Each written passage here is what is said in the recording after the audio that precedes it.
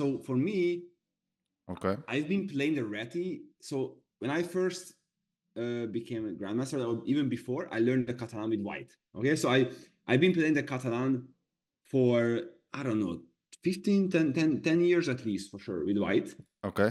And then after I kind of mastered the Catalan, okay, not like Kramnik or something, but at my level. Yes. Then I learned the Réti. I Okay, see. because the Catalan is a great, gives a good foundation to understanding the Réti, because you're playing with the G2 bishop. Okay, so yeah, so Okay. exactly, so that's the reason why it's not recommended to go with this. You see the moves, right, everyone? Yeah, I see. Perfect. So when you don't, okay, let's say you want to play d4, but this is my pet line with both cards. I really love this d4, by the way. But I've won so many games with black because it's very direct, right? But let's say white decides to play g3, and you go knight f6, and you go bishop g2, you go e6, and they go c4 now. Then d4 doesn't really make sense anymore. Okay, I mean it's a move, and you can still play d4, but the white is not going to play b3 after all. Okay, I see. and now you are basically in not trouble, but then you have to learn another new, right? If you play d4, because if you play c4, d4, and white decides to go g3, black has an instant reaction with knight c6, skipping knight f6, bishop g2, and e5. Okay, immediately attacking in the center. And now there's a lot of lines. I don't want to extend too much, but there is like move e4, knight e1, and h5. Okay. Which is a very interesting alternative, giving up the e4 pawn and then push on the king side immediately against white king, because as you see, white is underdeveloped a lot. Okay? Yes. So here black can actually save knight f6 and immediately attack in the center if white decides to go g3, bishop g2 in this line. Okay, and if he goes d3 to stop e4, you give this very unpleasant check, forcing white to put something on d2. Okay, and in order to understand why it's useful, is that normally white likes to go knight a3, knight c2, a3, b4. Okay, so it's some kind of Benoni idea. I see. Okay. How white can make b4 happen, but if the white is on d2, then it's not very easy to achieve. Okay. Okay. This is just one foundation where to understand why. Let's say if white goes g3, knight f6, bishop e6, c4. If you go d4, now white is on time to go castle, knight c6, and you have already played e6. But in this line, you are playing e5 immediately without losing a tempo. I was tricked so many times on those stuff in classical games. I was like feeling stupid. Yes. It's. I have to be like people underestimating Réti. Not anymore, but used to. Now since they start playing on a high level as well for the past few years. Of course, everyone is trying to catch up with it, right? Okay. So that's basically behind. So I'm playing everything here. So with this e6 gives you more flexibility because white cannot do much, right? Either he transposes to d4, transposes to Catalan with d4, or plays b3. I mean, he got to develop the bishop on c1, right? Or there are a couple of sidelines which I am covering in the analysis, and we can actually probably like jump into this after this introduction, right? Yes. So okay, yes, let's dive in. I'm so excited to see. So is it in wait? It's chapter 3, right?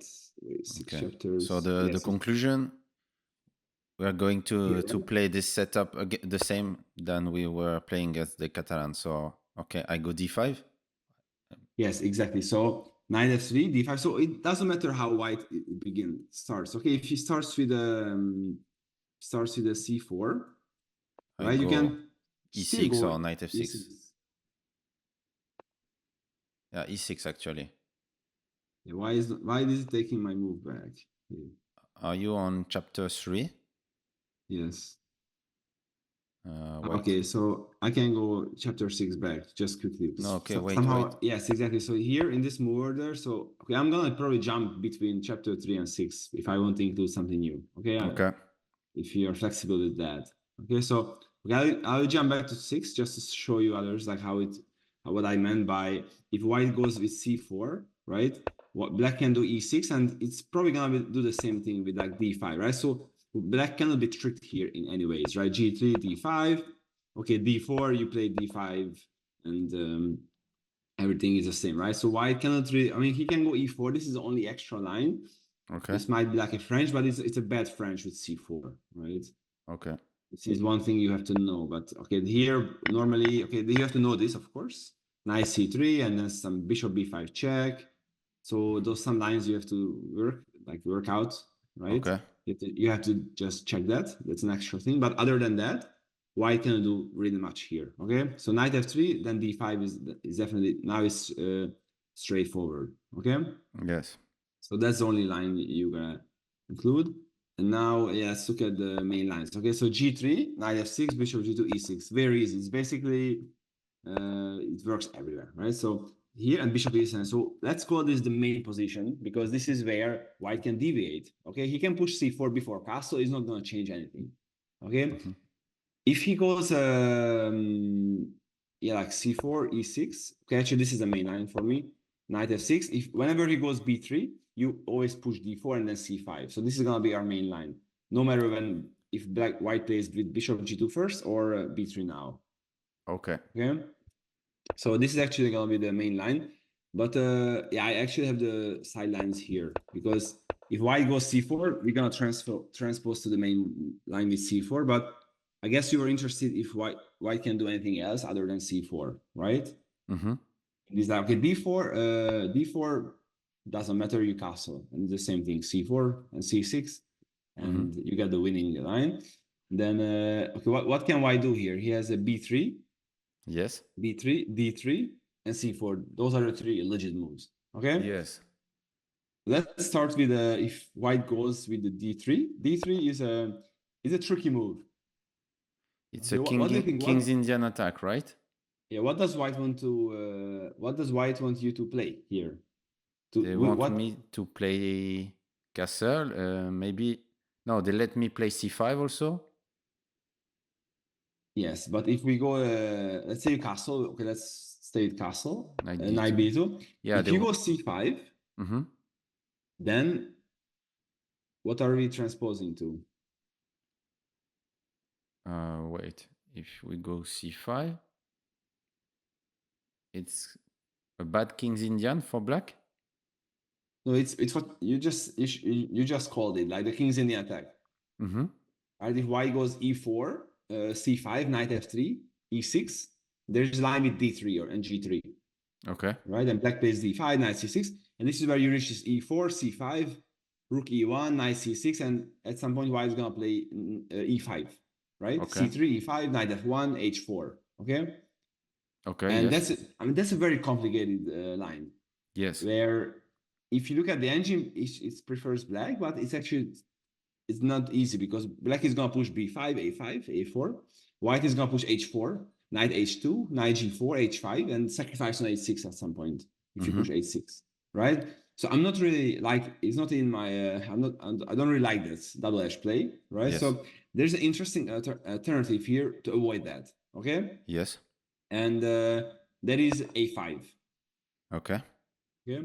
Also, if you look at this is kind of like a French structure, right? With if white pushes E4, it's going to be similar to French with the D3 line. Okay, so it's not very aggressive, but the point is that I'm saving C5.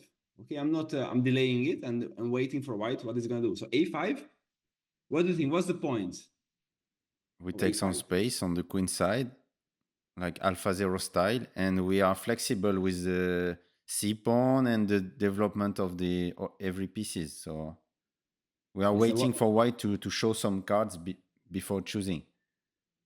Yes, and also, yeah, exactly, really expanding on the queen side, and also we would like to shut down the bishop on C1. Okay, because let's say if he develops a bishop to this diagonal B3, I can already catch it with A4 and A3. Okay, so that's one hidden idea. If he goes A3 to stop my A3 after A4, then he can never really play B3 because A3 is going to be a target. Wow, okay, so it's actually restricting white's development as well at the same time on the queen side. Okay, and which makes it not as easy to develop. Okay, so A5 is an interesting waiting move. If white goes A4, that's pretty ugly because it weakens the B4 square. okay, longer term. So normally what white does here is, okay, a4 and e4. Those are two normal moves. Yes. And yeah, there's a4, and now I'm recommending, this is like a French move, which I usually play in this positions, because I don't want to transpose to a Sicilian, and just knight c6. Okay. And whoever just learned the fundamentals of chess, you never put the knight in front of the pawn. I know this is a, but there are always exceptions. Okay, the point is time, right? So in chess, time matters a lot, and this is very similar to a French line, which I like. I don't know if you can follow in blindfold. Like e4, e6, d3. There's a move d3, d5, knight d2, knight f6, knight f3. And now knight c6. I see. Knight c6. Okay, that's not without playing c5. The point is that if he goes e5, I'm ready to attack with knight e7 immediately without letting him breathe. Okay. I see. So e4, knight c6, and now what can white do? I want to push e5. If white is just waiting, I'm gonna push e5. Okay. So he has to strike first in e4 finally. And now the point, we would like to avoid any kind of king's Indian attack. Okay, we don't want to play against e5 pawns, so you can take. Okay. A little bit concrete. I like concrete. And now you see there are some dark squares weakened here, right? Yes. So it's time to transfer some pieces to the queen side, right? What do you think? Yes, this e7 bishop would be good on c5 maybe in this kind of position. Yes, that's one idea, but you know, then you get into the tempo with e5, knight e4 a lot of times, right? So I see. Okay. Also, this c8 bishop, I'm not sure if we put it. Okay, let me think 1 second. What should we do here?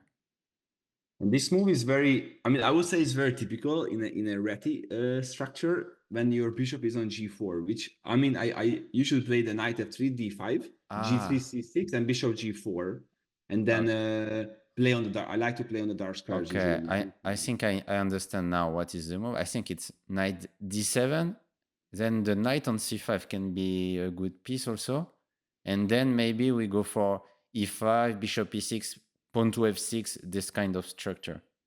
Yes, that looks very good, right? Yes. Exactly. So this knight is actually being threatened after e5, right? So how to prevent it? Go knight e7. Again, this is not the most logical move, but since the position is semi-closed, okay, it's not completely closed, but it's semi-closed, right? There is nothing really concrete. It means that when you're facing a semi-closed position, you can always waste time. You can afford to waste time. I would put it that way, right? Because there's nothing concrete, so you can do more maneuvering. You can afford that because you're not going to lose most likely. If the position is very open, like Najdorf or something, you don't have time for team move, and just pawn pushes or stuff like that, right? And so knight d7 makes a lot of sense. You want to play knight c5, exactly, right? Because you see this a4 inclusion of a4 and a5. This helps black, right? Because white can never push the c4 pawn, like the c pawn to c4, because then there's a hole on b4. And also c3, b4 is not a threat anymore because we got that undercover, right? Completely. So now, so knight e7, and then, okay, what can white do? Let's say he goes, what is the most logical move? Knight c4, also trying to expand against the e5 square, and maybe he wants to play bishop f4, okay? And now there's a nice developing idea, which is also very typical in the French, okay, with the... What do you think? Why? How can you undermine the knight? Maybe because that looks a bit annoying for sure. Okay, let me think. Yeah, you maybe okay. If you want to get rid of the, maybe we can go now. This bishop c5. Is it stupid? Like we'll have some knight b6 ideas sometimes. Maybe we have a square for the queen on e7. I don't know. But yeah, but you soon you gotta deal with the package on the queen side, right? We got a bad bishop, and Okay, okay, I see. Oh, so maybe just wait, I'm not sure. Okay, what's wrong with just knight c5 doesn't The make knight c5, white can choose between queen e2, rook d1. That looks a bit unpleasant. Or also take the queen, rook takes, and bishop f4, right? And I agree. Okay. that looks a bit sketchy. I'm not sure I want to play b6, bishop h6. I don't know. It's a bit weakening on the light squares. Is it a big deal or not? Maybe. Okay, we have to develop this bishop at some point. So At some point, yes. So okay, maybe b6, bishop a6. Yes, b6. That's the move here. Okay, because once the knight gets to c4, you see that there is a pin here, potential pin on the rook, right? So this is in the French, in the e6, which the line I told you with knight c6, knight f6 against e6 and d3. Usually and especially when the bishop goes to this diagonal, what does it mean? That this a6, f1 has been weakened for white, because usually the white bishop is covering this diagonal. Okay, but in this instance, when the bishop is on a long one, this is weak. Okay, especially with the rook on f1. So this is a very typical pattern in that line as well. When he goes here, and he goes knight c4. I always deal the bishop to this a6, f1 diagonal. Okay. Nice. So yeah, b6, and now white has to lose a tempo. He must get out with the rook, for example, rook e1, and now bishop a6, right? And now where is this knight headed to? Not easy, because knight e3 then looks a little bit, then maybe knight c5 after, right? But this is a different version of knight. You see, there is no queen e2 also, and after knight c5, maybe knight b4. You can put huge pressure on white's queen side. Okay. Right? Nice. Using this, because after c3 there is a d3 square. So this bishop a6 also supports. It plays against c3, because after c3 you have knight c5, knight d3 always. A nice hole on d3. Okay, so yes, this weakens temporarily the light squares, but it's concrete, right? So white cannot really play. Like you go knight c5, maybe take the queen, rook a d8, and suddenly there is nothing left on this diagonal. Okay. Yes. So this is very, very, very typical, and I really like this. And now white cannot play what he wants, because what does he want? He wanted to attack me on the king side, right? But he gets a little bit uncomfortable with this. Right? Okay. Now, probably. Wow, so nice line. I have to remember this a5, and also a move I wouldn't have found myself was knight d7. For me, it's kind of new. I understand now; it's very logical. Okay, knight d7. It's nice. Play against, yes, here a4, but it's on a4, knight c6, e4 you take, and knight d7 to prevent e5, and the knight is waiting to be transposed to the queen side. But this also prepares b6, because there is no e5. Okay, there is e5 after b6, but it's a weakness. Yes. Okay. Okay. And very clear. And also with knight c5, white cannot expand to the king side with knight e4. That's also very important. Okay. Yep. And now, okay, he can also play rook e1 first, not knight c4. Knight c4 was met by b6. If rook e1 to support e5 now, okay, it's a different story. Probably we can just go e5 now to stop e5 for white. I see. And yeah, knight c4 and f6. Okay. And next, just go knight c5, and I think this is very fair, normal position for black. And like, David, what was wrong with instead of rook e1, knight c4? Can we play e5 or it's wrong? Where? No, not rook e1, but knight c4. The first line with. This was b6. Yes, but why not e5 instead of b6? Bishop a6. Yes, I understand, but instead of b6, can we try e5 or it's wrong? But then I cannot play e5, f6. Can I play this e5, f6, knight c5, bishop e6? Yeah, but now it makes more sense to push b6, because he got into this diagonal. So e5 now. I see. Okay. Yeah, I understand. Looks a little bit. No, okay, I understand. Also, I feel it.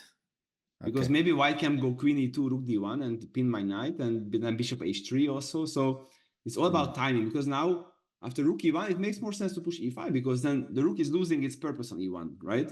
Yes. It was about to support e5, but if you go, so now he lost one tempo with rook e1, right? Because rook, what does the rook doing on e1? Nothing really, except for supporting potential e5 push. But okay. I get So it. you know, that's why all the if you know one idea is not always applicable to in everywhere, right? Of So course.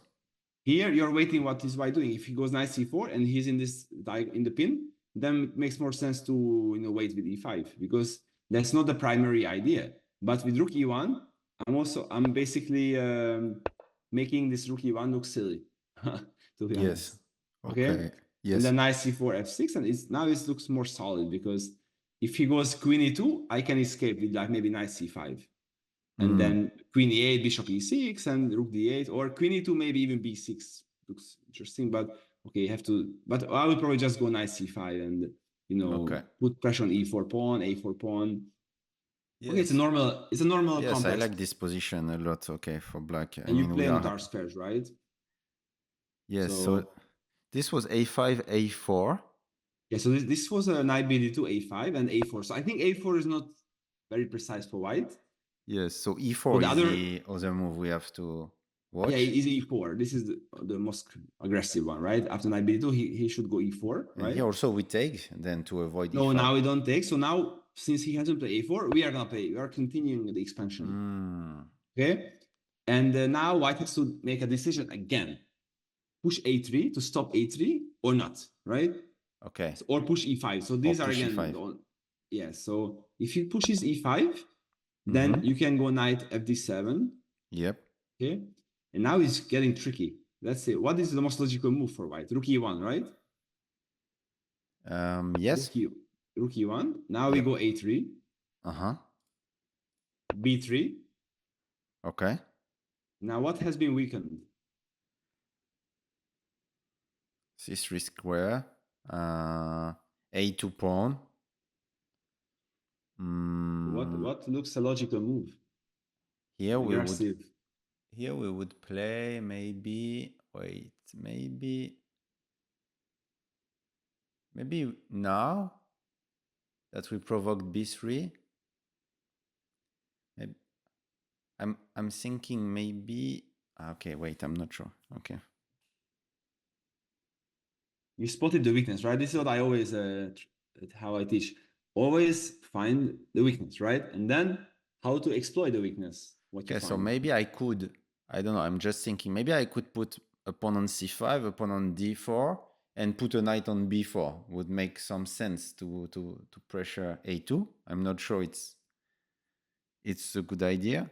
What else? Yeah, I mean, pressuring the a2 is not a bad idea longer term, but you can actually prepare that. Yep.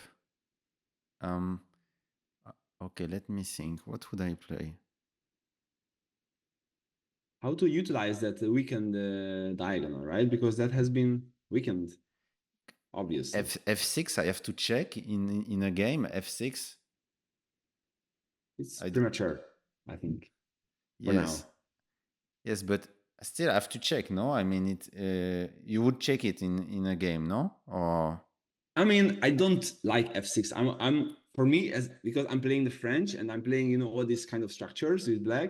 Yes. I usually play F6 when it's like if they put, if it's, I'm really being forced to play okay, F6. I understand. Okay. If there is no way out from checkmate threats, then F6, right? But that's like a last line of defense for me, usually. Okay, I see. So in this position, white, they still want to play this plan, like knight f1, h4, h5, h6, and attack my king. So I have to do something energetic. I will not... So I could play for maybe c4. Now also I can play c5, b5, something, try to play c4, react in the center. I'm not sure it's working. Too slow. Again. Yeah, okay, too slow. Okay, so bishop b4 to play bishop c3.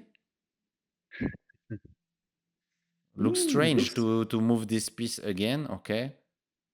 Wait. Looks interesting. Wait. But maybe I go... I mean, what else? I don't know if c5 is good or not, actually.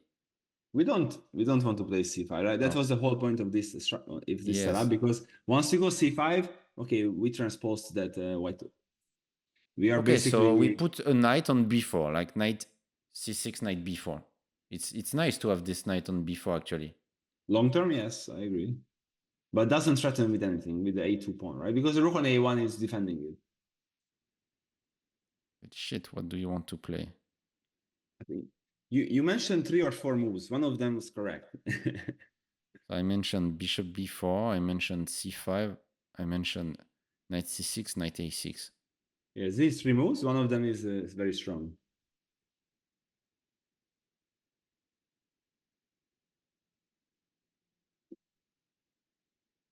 This move is preventative. It means that it prevents white from achieving his plan next move. And secondly, it's attacking at the same time because it's touching on the newly created weakness. So it's bishop b4 the move. Yes. Okay. Bishop Wow, it's b4. not easy. Very unorthodox, right? But yes, once you understand, then it makes a lot of sense because first of all, you want to play bishop c3. mm-hmm. Look at this hidden idea: bishop c6. Sorry, 3, rook b1, knight c6, knight b4, knight takes a2, and then Wow. Okay. Nice. right, and it looks very dangerous actually, right? Because Yep. this pawn is just gonna march. In like 5 moves, I can queen this really. Exactly. White is not careful, and also I'm touching on this e5 weakness. You see, after bishop c3, if he goes h4, I play bishop c3, rook b1, knight c6. The pawn is dropped right away, right? Wow. Okay. So yes. And there is no knight f1. Very important. mm-hmm. And he's not on time to play knight f1, bishop f4, and h4, knight e3, right? What you should do. So this is a very unorthodox approach. Okay, that's why I like this. Because white is not comfortable, right? White cannot just play his plan very easily. Yes. Wow. So now Amazing. he must play. There is no real moves other than d4, right? Because I'm gonna win the pawn with bishop c3, knight c6. Yep. Like he can attack the e5, so he must go d4 to shut down this, and then now just c5. Okay. Now because there is no c3, right? Yes. And now you can basically break this whole structure in the center. Wow. Nice. And looks very unpleasant for white. Actually, I didn't really analyze it very deeply, but from a human point of view, it looks very unpleasant for white. Because let's say he takes, you can also just play, knight c6 first before taking it, right? It's like in the French, you break the center without white allowing c3. Yes. And once he has to take on c5, e5 is going to be a really long-term weakness, right? Without the d pawn. Mm-hmm. So, right, he cannot play bishop b2. I don't know what white can do here, really, to be honest, right? Yes. Suddenly really becomes nice. very, very dangerous, right? So let's say, so it was after e5, e4, a4, a5, knight fd7. If he goes rook e1, very innocent. a3, b3. Okay, if he takes on a3, it looks really ugly, right? I mean, that's you take back, and that's okay. It's a move, but okay, b3 makes sense. And now bishop b4. Suddenly, white is in kind of trouble. Okay? Amazing. Maybe the computer can come up with something normal, but from human point of view, again, this looks not a very easy task to solve. Okay. Yes. So I think after knight d7, white should probably stop with a3. Okay. Right? Just because this opening up this diagonal was very unpleasant for white. And now again, just knight c6. Okay. I don't want to play c5 really for now. Knight c6, and now okay, there's rook e1, there is d4. So let's say if he goes d4, it's very unorthodox ideas. d4, knight a5. Okay. And then push c5 next. Because if you play c3, you see the b3 square has been weakened as well. Okay. Okay. So rook e1, c5, c3, and maybe just b5, right? And push on the queen side. Because now there is knight b3 threat, right? And queen b6 next, and okay. And we have much more contemplate than the usual line. Yes, here is not, because if he goes knight f1, knight b3, I'm happy to take this bishop, right? Because it's always very dangerous against my king. Yes, right? Okay. And then push b4 at some point, and I'm much faster on the queen side than white is on the king side, right? So this is actually a very good version of the kings in the attack with black, because I'm already there, okay? Yes. So in this position, final position, we want to play some like preparing some b4, right? Yes, Like, I mean, I'm waiting. and also What white has to play some move. It's not easy for white to come yeah, up because with a move. I mean, maybe he can prepare knight f1 with rook b1. That makes some sense, but I mean, I don't know. At some point, you're gonna push b4. You mentioned maybe bishop b7 and then b4, and yeah, or knight b6. But you know, it looks very slow for white to reach my king. Okay, yes, I agree. So, Okay. I mean, this is a position you can analyze much longer, for sure. But because why not? But in general, it gives you, you know, it's a comfortable position to start with, right? So this was e5, knight at d7, a3, knight c6, and d4, knight a5, c5. Okay. If he doesn't play d4 to give us some hook, right? Yep. He can go rook e1. And now actually your plan works. I mean, okay, this is a computer move for sure, like f6 now. Okay, yes, because what else if we don't play f6? Yeah, now we have to, if white doesn't give us the hook with d4 or b3 or something, then f6 takes and bishop takes f6. And apparently it's a very good position for black already. Because if he takes the knight e5, I catch the rook. Okay, nice. Otherwise, I mean, you're gonna, I mean, he probably goes knight f1, right? Maybe e5 then, probably. Yes. Yeah. E5, knight b6. Okay, and we have good control over the center and good pieces also. Yes, this is again looks very good position already, right? For white, yes. for black. So this d3, I mean, there are a lot of games. I didn't like very long, deep analysis because, I mean, but this is just introduction to d3. Castle on this a5, you know, this is something you can analyze much longer, much more. But this just gives you some new idea if you want to avoid the kings in the attack, which white would like to do, right? To play e5 and then want to checkmate you. But in this, if he goes a5, a4 quickly, it's not as easy. Okay. Okay. Amazing. So yeah, and then just a4 and then knight c6. So the point is that you don't push c5 until yes, usually. And without c4, it's also tricky because you have to realize that white has not included c4 yet. Okay. So I will explain in a minute if he starts with c4 and then b3, what is the main difference? Okay. But if he starts with b3 without c4, you can just play the normal c5 castle, and then yeah, what can white do? You should like c4, right? And then you go d4. And we have our desired setup. Okay. Yeah, basically transpose to the main line, right? What other structure can he play if he don't play c4 in the center? Like it makes no sense to play. Like what? He can go d4 also. Okay, I have a stupid question for you. I think it's very stupid, but I want to ask. It's not possible to go d3 e4 because then this bishop on b2 makes no sense to attack the king or to. Yeah, because once you go, but you're gonna go knight c6 and possibly just d4. I'm not even sure what. And shut down the bishop belongs to this diagonal here. Because once you go d4 and e5, it's kind of like a King's Indian reverse, right? Where the bishop is dead on b2. Okay, very clear. So, okay. Yes. So that doesn't... Okay, he can go d4 now, but this is a weird Catalan with b3 and probably just knight c6 looks... I mean, this is equal, right? Already. What can he do? He can take here or take with the bishop and then... Okay, this is... Okay, it's playable, but it's not clear. Okay, but for me, it's kind of... I'd like to have your... Okay, for instance, this position with d4, I don't know, because I wouldn't know what to... You know, for you, it's obvious, like... Okay, let's come back just one move, like before he takes on c5. For instance, this... What is our next moves with black? Is it like what else can he do? He can play e3 or something, right? I don't know, like what, to keep the center intact. But yes, I mean, it really depends, right? Normally, I'm happy to take on d4 and then play for e5 at some point, right? And maybe queen b6, right? Okay, so for you, either knight d2, for instance, you take on d4. Yeah, knight b2 or just queen b6 also looks like reasonable. Or just take on d4 and then queen b6 maybe. Yes, and take over the center.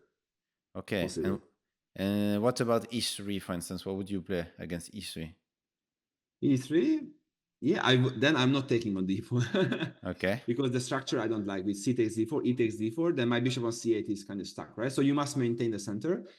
Yeah, after e3, possibly b6, just the normal healthy move. Bishop Okay, b6, and knight bishop d2, b7, and bishop. for instance c4, those kind of like structures. Yeah, but then you can go bishop b7, rook c8, and it's you kind know, of like our Catalan, right? It's just equal because we're gonna exchange pawns and probably, yeah. If he goes at some point, he has to go c4, but you can also play bishop a6 with the tempo, right? I mean, that's always was not out of the question. If you want to be more aggressive, bishop a6, rook c8, and then wait, right? What is white gonna do? Normally, okay. you just keep the position. I mean, you're black, right? So you're not rushing anything concrete, and just wait for white. If you want to be aggressive, you can also play like b5. That's a move, like knight e3, b5. I've seen that before too, because this makes a lot of sense in this structure to maybe play for b5 and if allows c4, or just play b4 and shut down the bishops somehow and create a weakness on c2 long term. I understand. Okay. Maybe b5 also is an interesting idea, I think. Okay. Very clear. Because if you go c4, you take with the b pawn, and rook b8, right? Mm-hmm. Put pressure on b2 bishop. Yes. So okay. So b3 for bishop b2, we go c5, and then if c4, we go d4, and if not c4, then what? Okay. Yeah, I mean, then you're not in danger in opening. Yes. So yeah, this is not very aggressive. So usually white is gonna play c4. Okay. Yes. Start with c4 most likely, or transpose. So let's jump into the main line because we're gonna see a lot of sidelines as well here. Okay, bishop g2, bishop e7. Now this is standard, and now white can go again b3 and castle. So this is again different move orders, but as you see, there's already c4. Okay. Yes. So let's say he goes castle, right? That's very low. He can go b3 as well, but then what do you do? d4. d4. Why not c5? Okay, I cannot make a move, but why not c5? c5 because first he could take on d5. I don't know. Maybe it's not a move, but first he has this option. Maybe we don't want to allow him to take, and maybe he has also this option of d4 looks strange. Yeah, I think it's forcing. Like if I play d4, I shut down any alternative for white. Yes, exactly. So it's very important move order. It's also with the castle. If castles are important, but if you play c5, he can take on d5, and if you take with the pawn, he goes d4, and he's transposing to a Tarrasch position, right? Which I see. You don't want and you don't play. Yes. So after c takes d5, you have to take with the knight, but then he goes bishop b2 and d4 again, right? And once you take back with the knight on d5. Oh, sorry. Can you repeat? I didn't follow you. So. Yeah, so if he goes c5, he takes on d5. Yes. And if you take with the e pawn, this is a Tarrasch with d4. White is pushing d4, right? And you get this hanging pawn, right, on d5. So I saw a pawn. If you take back with the knight, then you lost the structure, right? Yes. Then he can go bishop b2 and d4. Sure. And since once you got a knight on d5, what potentially this bishop got much stronger, right? Yes. Just because there's a knight there. Because usually this after c6 or like c5, you have a pawn on d5. This diagonal is not too strong just yet. But knight d5, if he can go d4, knight takes d4, knight c3, he can trade off those knights. Then this bishop Catalan comes alive, right? Very strong. Okay. Usually. Yes. Okay, so he can force you to something unfamiliar. Yes. Okay. I understand. You must be able to differentiate between or make a difference if it's b3 c4 or just b3 b4 c4. Okay. Because if he goes b3 before c4, d4 doesn't make sense because he still has the pawn on c2. Yes. So he's not going to play c4, but maybe c3 potentially, right? Yes. But once there is c4, d4 makes more sense because that's more like a Benoni already. Okay. Yes. Benoni structure. So it's very important. A lot of people play c5 and then they get surprised with c takes d5. Okay. What to do, right? And e takes d5, they think it's the same, but no, because it's d4 and it's Tarrasch. It's like clear. literally Tarrasch. Okay. Yes. So yeah, so here you just go d4 and it's transposing. Okay. The main move is castle. So this is really what you will see 95% of the time. This position. Okay. And now there is a lot of sidelines. This is the moment where there is actually a lot of sidelines. Wow. Okay, b3, d4 not gonna discuss, but I've tried everything and I included some of those games here. Okay. Okay. So okay, I mean actually one game. I've tried knight e5 before. I've tried d3, and queen c2 is most likely the least favorable for white. Queen c2 to start with queen c2. What is your opinion on queen c2? It's a good move? Yeah, queen c2. I think it's not good because now you can just push d4 again. Okay. Right? And now you get a Benoni with a queen of weird looking c2, right? Okay. d3 and just c5, and you get the same with knight c6 and e5, right? And okay, it's a normal Benoni. Okay. Okay. Queen c2 doesn't make too much sense. What makes slightly more sense is knight e5 and d3. Okay. So let's start with what? Knight e5. Knight e5. Yes. This is a very modern move. Looks very dumb, right? Like, what the hell is the knight doing on e5? It's exposing itself to all kind of attacks, right? Yes, exactly. And yeah, but the idea is very simple. I mean, he wants to open up the diagonal. Okay. And you remember in those positions in the close Catalan with like d4, he goes knight c3 and e4, right? It supports e4 at the same time because it has opened up the bishop diagonal, right? Okay. So at knight e5, I will show you my game against Jo Kagal because I played this move against her. She's 2,300. Okay. And yes, knight e5 here. Okay. Just briefly, what is the idea? Okay. He played the c6. I played d4. Okay. So now we actually transpose to kind of like a Catalan, right? Exactly. She played a knight d7. Not knight bd7, right? Our move would be, yes, knight bd7. Okay, so okay. Yeah, but it's kind of like the same thing. Like, and I played knight c3. She played knight takes e5. Okay. Pawn, I took with the pawn, right? And she took on c4. She took my pawn, which I'm not sure is the best. Maybe it's better you go knight d7 and then to attack the e5 pawn first. Okay? But she took on c4 because she felt it was a free pawn because then maybe b5 next, right? And now I played knight e4. Okay. She took my queen, rook takes d1. And this is very typical in Catalan. I like with the white because I lost a pawn, but my bishop is much more open now. And black is way behind development on the queen side, right?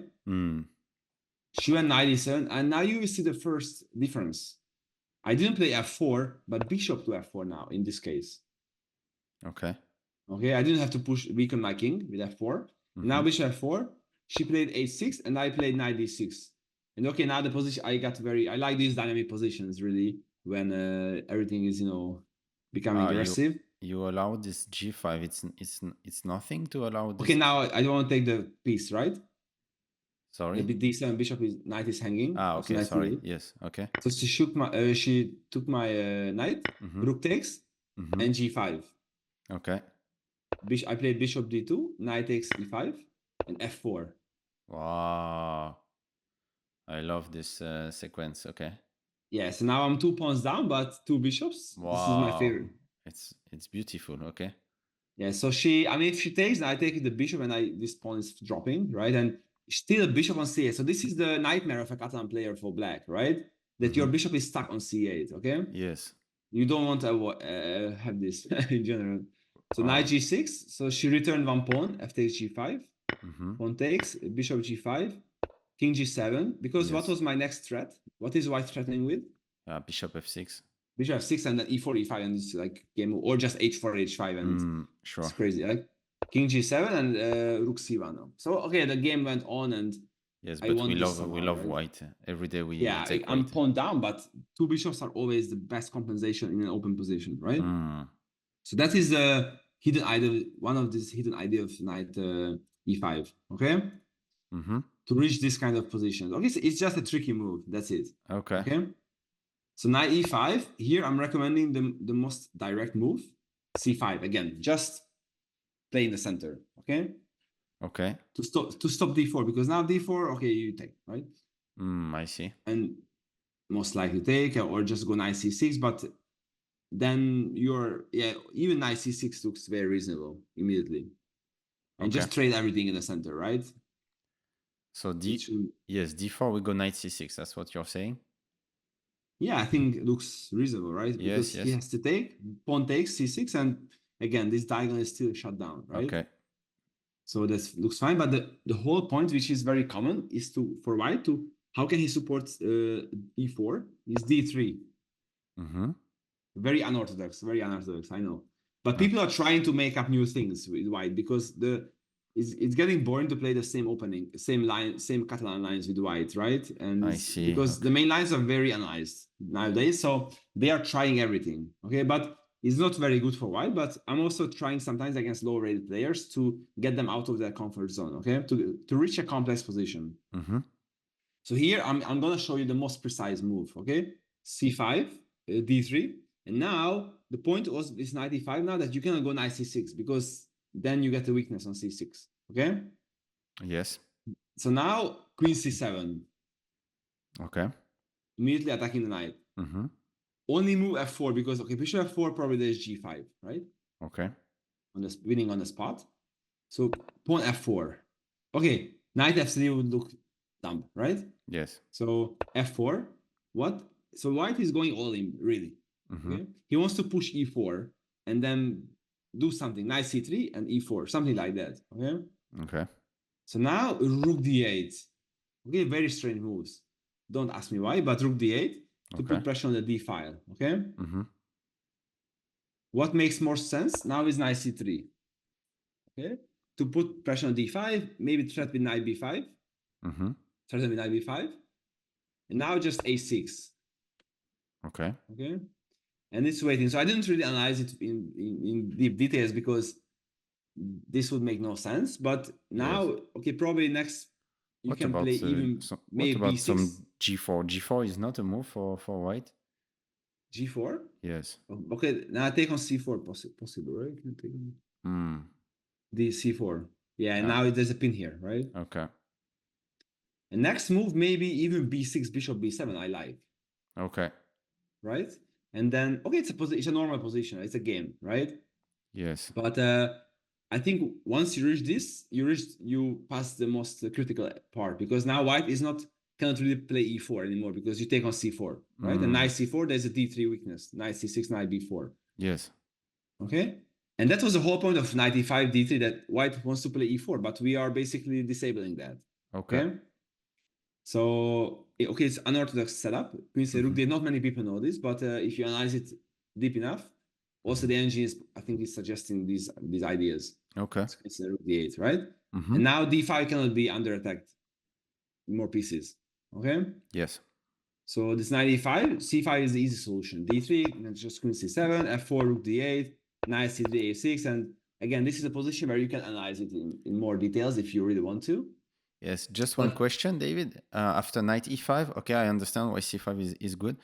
Knight bd7 would lead to d4 and kind of positions you showed, right? Yes, d4 and c6, and I mean, it's kind of transposing to what you play with c6. I see. So you can do that, but I will show you why it's important that you know this, okay?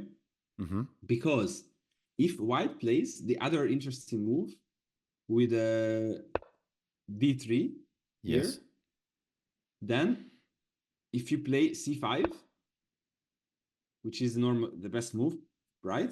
Then I should never take this c4 pawn after d3. No. If you take, then you open up the diagonal. Okay? That's the point. So d3 is just another tricky move. Okay. Because if you go c5, yes. Now if he goes knight e5, we transposed same position. So that's the reason I'm recommending knight e5 c5 and d3 c5 because if white is tricky, he's trying to trick you. But it's the same. We gonna transpose to the same position if he starts with d3 knight e5. Just queen c7, rook d8, right? Okay. Yes. So after c5, what white can do again, he can take on d5 now. Sure. He takes d5 and play d4. I played this with white as well. Okay. But it's a Taraj, but white has lost the tempo. So it's Wow. like so stupid. I'm sorry, but to use this word, but it's I don't know why I played this. It was popular. Some GMs played it, but I didn't understand what was the point. I just played it because I saw it was popular, but I realized it's a Tarash with one tempo down because I go D3 and then D4. Mm. So it makes no real sense, right? You can Okay. just go knight C6, is knight C3 and H6, for example, right? Okay. And then I don't know, knight E4, rook E8, bishop F6. So just, you know, Okay. you can use this extra tempo to prevent bishop G5 main move, right? For example. Okay. Okay, this is a different line as well again, but it's I think I lost that game or something with white, so it wasn't a good idea. But yeah, so D3, knight E5, these are some more modern ideas. That's why I'm showing you, not to get surprised if let's say you play a high rate player, there's a good chance that they might try this, you know, Of course. against you. Okay, so just be prepared for Okay. this. So D3, knight E5, I go C5. Okay. And knight C6, and maybe on your own you can analyze it with more depth. This queen C7, F4, rook D8, knight C2, A6, maybe Okay. a little bit further because you gotta be, you know, Sure. be more ready than your opponent, and then you will not get surprised. Okay. So these are the only reasonable sidelines. I mean, if it takes again, pawn takes, and then you go C6, rook E8, right? That's exact. We explained that. Yes, I we remember. talked about that in the very beginning, right? That is a good structure for So white. D3, knight Sorry E5. for black. And queen C2 was not good because D4, push D4 immediately. D4, yes. Okay. You just shut down the center right away, right? Yes. Okay. And then C5, knight C6. Yes. As well. Okay. So now we actually arrived to the nice. main move with Okay. B3. Okay. Yes. So any questions? Kind of make sense. How can white play? What's the difference between pushing C4 or he starts at B3 or D3 or those ideas? Because those are the only legit sidelines. Others are very bad. Like, yes, I understand. Okay. Okay, here you have to know D3, Queen C2, Knight E5. But D3, Knight E5 usually leads to the same position. Okay. So, and now B3. Okay, this is the main move. So now you have to be really careful, right? That you started D4. Because C5, as explained, he can take on D5. Okay. And then play some kind of D4, right? Like C5, he can take. Yes. Okay. And knight takes, bishop B2. Knight C6, and now D4. And this is not something you want, I guess. No, right? I don't want that. This is very unpleasant because here there is like zero chance to win. Yeah, like, awful. Awful, yes, I know. It's takes, knight takes, and this is. Yes.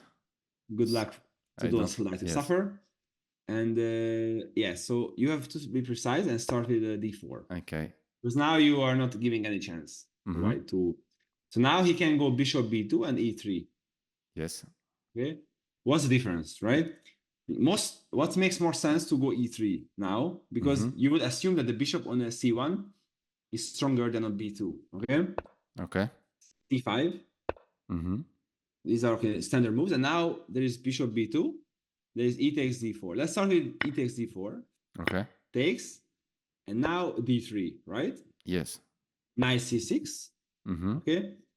And now, if white plays bishop B2, it's transposition, right? Okay. But for that to understand, I should introduce you the Benoni structures a little bit. Yeah, I know. I was playing Benoni, as I told you, with black when I was younger. Yes. So I think maybe I know. But okay. What is the best plan? What is the most unpleasant plan against Benoni? The most like in this position for which side? For black or for white? So here I mean, it's reverse, right? You can reverse it for white. If it was like white, play Benoni. Yes. So I think it would be... Okay, either I see two ideas, like maybe like to play a5, knight d7, knight c5, and like put some pressure on the queen side, or maybe, but with a knight on f6 already, I'm not sure, or maybe to try to play for e4, like e5, f5, e4. But I would go for the knight d7, knight c5 stuff. That's the very classical approach. Even with the white, when you go the Benoni, white usually plays. I used to play this with white with a lot of success, with knight f3, knight d2, and then e4, and then f3 and knight c4, right? and then Yes. put pressure on d3 pawn. Because the knight f6 is very silly, right? So the only problem with this with black is that I have the pawn on e6, so my diagonal is not open. So it's kind of like a little bit pushed down, right? In a way, my Yes. center is pushed down because of this. And the point of bishop being on b2, it prevents knight e7. Simple as that, because then I take on the e4 pawn, right? I see. Okay. So that's the point. There is no time for knight e7 and e5, which would be the most ideal, right? I see. Okay. So, and if he doesn't play bishop b2, you can go knight e7 most likely. So yes, or yeah, he can go with rook e1, but okay, rook e1 looks a little bit weird because now you can either play knight e7 or just push some kind of a5, right? It's a very good move to include because you might want to push a4, right? Okay. And to prevent bishop b4, and maybe prepare some bishop b4 ideas as well. Okay. Okay. And at some point, white has to go bishop b2, I think, because if, let's say, what is a typical idea of rook e1? To prepare knight e5, right? So you have to be ready for knight e5. Yes. Because this opens up the line, right? So you should just take, and now I would just go knight d7 finally, right? And then e5. Yes. Sorry, push e5. And yeah, now again, so many ideas from both sides, right? So it's very difficult to analyze everything and show everything. Yep. But normally you would want to play knight c5, f6, maybe knight c5, or maybe rook b8 and b5, right? Or b6, bishop b7. Those are typical ideas. Or rook a6 and maybe transpose the rook somehow, right? And okay, in this line, I don't know. It's bishop. I put bishop a3. This is also very common for white to trade off the dark square bishops. Yep. And then maybe play against c5, knight c4, knight d6. That's one idea. Oh, sorry, I didn't understand. To exchange yeah, those now bishops? we takes. The point is that white wants to go maybe rook c1, c5, and play against a d6 square. Ah, I see. Okay, I see. Okay? And also, he's winning a tempo in terms of development on the queen side. Right? Yep. So now, probably just go f6, and then knight c5 next, right? So this is I think it's a comfortable Benoni because you are on time with knight c5, bishop f5, something like this, right? Okay, yes. And now white has no real threat. f4 is never a move for white in this kind of positions. It's too weak. Yeah, it's weakness, right? okay. You can just now you can go knight c5 also with the threat of bishop g4 because now white played rook e2, right? Yes. So in these lines he can go rook e1, rook e2. So maybe rook e1 is safer, but rook e2 is in many cases is a possibility because in long term white would like to go queen c2 and maybe bring the other rook to e1. I see. Okay. Okay, so if you say rook e2, you know that the idea is that he would like to transfer the other rook to e1 and f4. But again, it's so difficult because now the bishop is not on b2 but on c1, right? So it's still not the same, right? Yep. But normally you should remember that if the bishop is on b2, knight d7 is not as easy to make. Okay, that's the point of bishop on b2. Okay. So normally, yeah, you go e3, knight c6. He has to go bishop b2 at some point, and then we just transpose. Okay. The main move, right? And okay, there is another. Yeah. So actually, I wanted to show you two of my games I won with black. Okay. If you mind. So because that was kind of like very typical. Wait, is the board flips? Yes, you can do it. So I won with like very easily with black. Okay, this is a long time ago in a Hungarian league. Oh my god, my rating was 2555. No, I don't. Wow, you was 25. Wow. I was 2560. Yes. Wow, amazing. It was when I was 22 years old. 21. So impressive. Yes, it used to be impressive, but you'll be okay. I mean, I think I could get back if I really started working hard and not playing this slow, like avoid time trouble. But maybe one day this motivation will come. I don't know, but sure. For now, I'm enjoying this much more. Like what we do now, I give you knowledge and you improve. That's what I like, to be honest, because you are still young and ambitious and energetic and strong. Of course. So you take. So he played d3. Okay, not bishop b2. I play knight c6. Yep. And he played a typical idea with knight a3. Okay. If you're a Benoni player, you know this is normal, right? He wants to go knight a3. Yeah. What's next? Knight c2, rook b1, rook b1, b4. a3 and b4, right? So this is one idea. And the point is that now I was able to play e5 because there was no rook e1. So I didn't have to lose a tempo to play e5, right? Because usually you will see that it takes like ages to make e5 happen, okay? But now he was not aware, right? So he went rook e1 now. Okay. And I played a typical move as well, bishop b4. Nice, okay. Because now he cannot take on e5. He cannot play bishop d2 because a3 is weak, right? Rook e2 and rook e8. Rook e8, okay. Okay. And now bishop b4 is only working when he cannot play a3 with tempo and b4, right? Okay. So with black, you must be careful that white is not able to play a3 b4. Okay. Because then, of course, it's unpleasant. Then he goes b5 and takes undermines this knight on c6. Yep. Okay. He went knight g5. I played h6, knight e4. So he went some weird ideas with knights around, right? Yep. Very strange. And I played bishop g4. Okay. f3. Yeah, looks amazing position for black now. And now I took the knight on e4. Ah, nice. Okay. Creating. Rook takes. Yes. Yeah, because now I have the threat in knight c3. So the bishop is not hanging. So he had to take with the rook. Because if he takes with the d pawn, maybe d3 pushing. Queen d4. It looks bad. Rook e4 and bishop f5. Rook e2, bishop c3. Bishop b2, knight b4. Yes. This was like, I mean, I don't like to wow, David, but I think when you was 25, 60, it was something. Huh? No. Yes, this was kind I'm of like kidding. I know you play so well also today. But yes, so I just played knight b4. I mean, I played like textbook. I played against the d3 pawn, right? Yep. So, and I managed everything I can. D takes c3. Okay, he went some kamikaze. I mean, c2, knight takes, and he resigned because he realized it's not just an exchange, but it's two rooks. Yep. Yeah, so this was nice one game. Yeah, it's 20 moves. Here I am with 2250, but yeah, you see, so this is how if white doesn't know the ideas, can lose very easily, right? He was mixing up with all these knight here, knight g5. So, but yes, and the other game was also I was already on the decline, as you see from my from my rating. But this was also, I think I put it, this was also kind of typical. Okay. So is Bettinelli from US? He's also maybe an IM, I think. But so you say he played c4, g3. He mixed up the move order, but we reached the same position, right? Okay.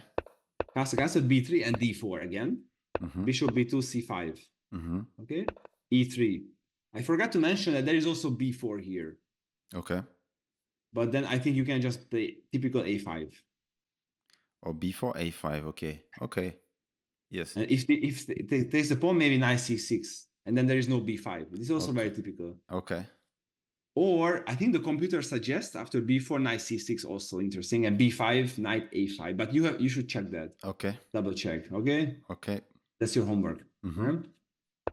So e3, knight c6, pawn takes. And now he played rook e1. Okay. That's a smart move to prevent, because if he starts with d3, what do you do after d3? e5. e5 immediately, and then rook e1, knight d7. Right? Yep. But now rook e1, there is no time for knight d7, unfortunately. I have a question, David. What would we play against d3, e5, knight bd2? We would go rook e8? No, but then there is probably direct, maybe bishop f5 already. Ah, okay, yes. Okay, yes. And then still knight d7. Yes, okay. Because you prevent knight h4. Okay. Right? But that's the best setup, I think. Okay. So here he played rook e1. So again, I will explain after this game the different setups for black here, and you will understand. Okay. So here I played, because I used to be up to date, I played the rook e8. Okay. So this is one way to handle this. Okay. He played d3 and bishop f8. I must play e5 somehow, right? So this is yes, it's all about e5. So he played bishop f8, knight e5 to stop e5. I took, rook takes, and then knight d7. Okay. Okay, again, challenging the rook. He went back to e1, not to e2. Yes. e5. Finally, right? It's not as ideal like in a normal Benoni, because you're weakening a lot of squares, but you must play e5 at some point to strengthen the center. Yes. Bishop a3, I took, and now I played move a5. Okay, so I didn't know actually this idea of bishop a3 is to exchange dark squares, and then rook c1, c5, knight c4, knight d6. And maybe b4 also, right? He wants to play b4, c5, knight c4, knight d6, right? Yeah, That's a okay, long okay. term. Or knight c4 and put pressure on e5. So Yes. c5 can be played a lot of times as a sacrifice to remove the knight and then play knight c4 and put pressure on center. Okay. On center. And also, yeah, okay. So I played a5 because it looks weird because I'm weakening the b5 square. But I'm basically stabilizing my knight. I want to play knight c5. Yes. So it makes sense for me to play knight c5 and allow knight b5 because eventually the target is d3 pawn, right? Yep. Exactly. I want to play knight c5, bishop f5. This is yes. all you guys have to know. Like knight c5, knight bishop f5. That's it. Okay. And don't allow b4. That's rule number 1. Okay. Yes. Rule number 2 is that you should know rule number 1. Okay. Yeah. That's it. Queen d2. So here the c5 sacrifice was not enough for him. We just take and yeah. Now it's too early. Yeah. Okay. I think so. Queen d2 makes sense, and knight c5. Now he played it correctly. I think he went f4 because he has to create something in the center. I mean, because clearly b4 is too slow, right? Yep. And f4. And another problem in knight c5 for white is that I'm putting pressure on b3. So a3 is not as easy to pull it through, right? Yeah, would take a lot of time to go rook b1, knight c2, a3, b4, and yeah. So when you're playing this line with black, you must watch out for b4 and f4 ideas. Okay, these two are the two ways to break for white. There's really nothing else to worry about. Okay, f4, and now I played f6. Okay, to maintain the center, takes, pawn takes, and looks a bit like I'm weakening my king, but there are not enough pieces for white to reach my king. Okay, the knight is completely stuck on the queen side. Okay. Yes. So bishop d5, check, king h8. Okay. Very logical moves. Rook f1. Yes, he plays well. Really this 22 guy for now, no? Okay, he's an IM. Yes. Okay. So rook f1 looks scary for black, right? The bishop h3. But as long as I have the knight on c5, the d3 is there. Okay, so it's and if I take this d3, I'm gonna have connected pawns in the center. That's always there's not something to underestimate. Okay. And you see the knight is still stuck because if he goes to b5, there is no real follow-up. Yes. Okay. Knight c2 also no follow-up. So I'm keeping that knight, there on that side of the board. So rook f7 again looks scary, right? Yes. Rook f8. Yes. So normal, I'm playing just very healthy moves. Takes. But suddenly his king is also weak, right? Knight b5, queen f8. Yes. Sorry, queen f6. Yeah. I'm ready to bring my rook and creating some mating ideas. Yep. Now we start liking. Yes, bishop g2 takes. Rook f8. Now we reach an endgame where I'm actually putting pressure on d3 more than he's putting pressure on anything, right? So suddenly, look at this: 5 moves, 6 moves. Here it was this position. Looks very active, right, for white. Yes. Fast forward in 5 moves, I'm already putting pressure, right? Okay, amazing. Yes. So that's because the reason why here most people would panic. Oh my God, my king is bad. He has strong bishop, and I'm not gonna get checkmated. But I was aware. I knew that it just looks nice. But there is this knight on a3, which is so far from the action, and it's not enough for white to create enough dynamism. Yes, exactly. So that's why that's why I'm putting a lot of emphasis on understanding middle games and ideas rather than just. I love it that you show me those games. I mean, it's very instructive. Yeah, and so you should also not be worried. I mean, you can get checkmated, of course, but with the bishop on d5, what is the only checkmating pattern you can think about in this kind of?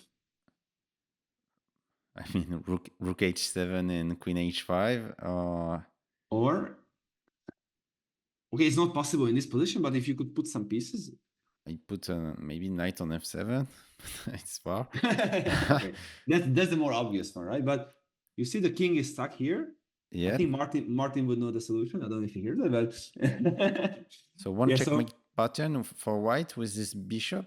The king is stuck, right? It's cut off. It's Yeah, in the so corner, we have to right? open the H file. So some Yes. rook H7. No, I don't see. Or yes, or queen G6, rook somewhere on the H file. Or in a Benoni, if it's possible, knight H4, knight G6 check. Ah, yes. This is typical Benoni. H takes and the queen gets somehow to this diagonal, right? Okay, now these are covered, but there's again just one pattern. You must be yes. careful. If there is a knight H4, bishop D5. So the bishop on D5 in itself, it's nice and it's centralized. It's very pretty. It's wow. Yes. But other than it's that, lacking a knight somewhere on the king side for white. Yeah, so I knew that once we traded off everything on the queen side, this was just aesthetics for white. Okay. So nice bishop those games. Yeah, so bishop H3 was important move that after rook F7, rook F8, he cannot double the rooks, right? Okay. With rook F1. And here takes, he had to take because, it's not easy now, suddenly, right? Because queen takes, and now I have this hidden idea of X-raying the knight on A3 as well, right? Okay, yes. So that's why he went knight B5, and I was playing very simple chess. Queen F6 to prepare doubling the F5, because I'm controlling the F file because there is no rook F1, right? Yep. Bishop take G2, he takes. Now he is ready to go rook F1, but I'm also ready to face it. Okay, rook F8, Queen E2, and just King G8 not to, because I'm preparing for a potential endgame. And in endgame, we all know that the king is important, right?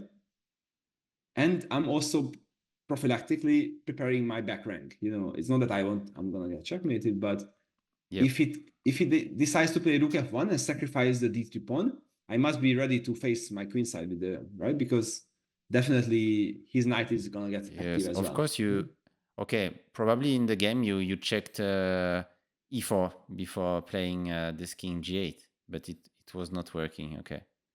Yeah, so in E4, the problem with E4 is you can tell me was potentially the problem with E4. Maybe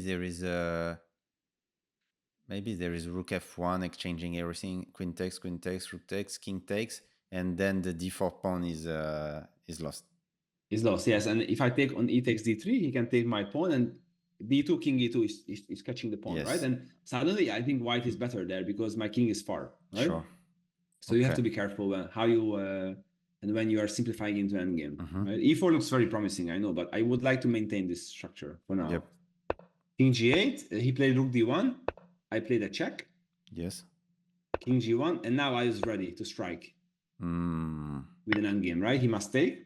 Rook takes. Now position is getting straightforward. Knight D6, and now I took the pawn for free, right? And the thing is that if he takes, I take with the knight. He takes the B7 pawn. I think I should win the race somehow with E4. I think, and then yes, the knight is. Yeah. Okay. I think I don't know. I probably calculated during the game, but yes, it doesn't work. So he played the rook E1, and knight D7. He took the pawn and rook C3. Yes. And now you see how my connected pawns are very master, right? They're masters. Here and just rook C2, and I think this endgame is. I think I won very easily, more or less. He played rook knight E4. I took the pawn. He played rook C1. Now looks again very dangerous, but I was ready. Knight B8. Nice. Because C5, I'm playing knight C6, and I'm shutting down everything. And after this, I think this was the last precise move. And after this, my knight on C6 is controlling everything, right? Now I'm just 2 pawns. Wait, 1 pawn up, but this is winning. Okay. Yep. I managed to win in some few moves. So so these 2 games, I thought this were kind of instructive in a way that what you have to watch out to. Okay. Amazing. And so. But in this game, he played much better than the other guy, right? For sure, because he created some activity, but I was able to handle that. Okay, so this leads to us. This was more like an introduction, what we're going to see, right? Yes. So this is why bishop b2 is usually included, okay? I see. Nice is, wait, what's the next move? Wait, it's in the main line, yes. So I put it in the main line with this mover there. So why is not moving? Yeah, I have to go to the main move. Okay, so I have so many sidelines that I can follow. Yeah, so now we are reaching the main move. Okay, Mhm. Oh, actually, there is one more sideline. I don't know if you want to. Which one? Is Maybe we can. Okay, already. Yes. Oof, time flies, huh? Yes. What's the last Well, sideline? Sorry. yeah, so it's E3. It starts Yes. with E3. Maybe we finish with this E3 if you have some time to show me this sideline, and then we do the. Yeah, so because there's an interesting sideline which I played again with white, and I think I it's see. very dangerous because there Okay. was some game with a Giri also play this, and maybe Dingliren. I think there was a game with Dingliren. I see. Giri was knight E5 here. Okay, maybe David, if you agree, we keep this for next time because already for me it's a lot of information Yeah, to digest. Can I I think try just to in the chapter 6 to make in 2 minutes a quick summarize of what I've learned? yeah, I think it's a good idea that it was a main more like introduction to Benoni structures because you must have a foundation again before we jump to the because that I think that main line with B3 on those positions require like a full, Okay, I perfect. think if you want to be, I mean, I could like rush it, but I think it doesn't make sense to rush. Yes, of course. We have the time to yes. Yeah, I don't know. I mean, I can talk about chess and stuff for too long No, time. That's the problem. it's perfect. Okay, I go into chapter 6. I try to tell you. Okay, so this Réti, knight f3, e6. So D5. only stuff I have to check is D5, not is this, not E6. this move order maybe. Be careful, be careful. You said knight f3, e6. I'm Yeah, gonna sorry. play. Yeah, I'm gonna play yes. e4. Sorry. Yes. Okay, so Now you see yeah, some knight f3, problems. d5. Okay, c4. I go e6. You go g3. Knight f6. Bishop g2. Bishop e7.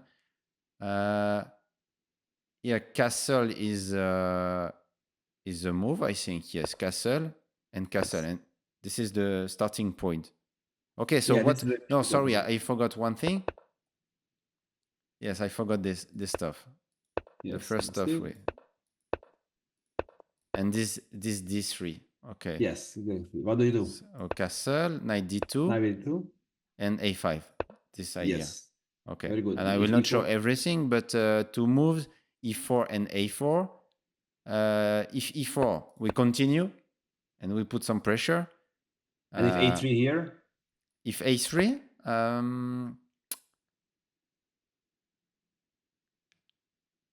wait.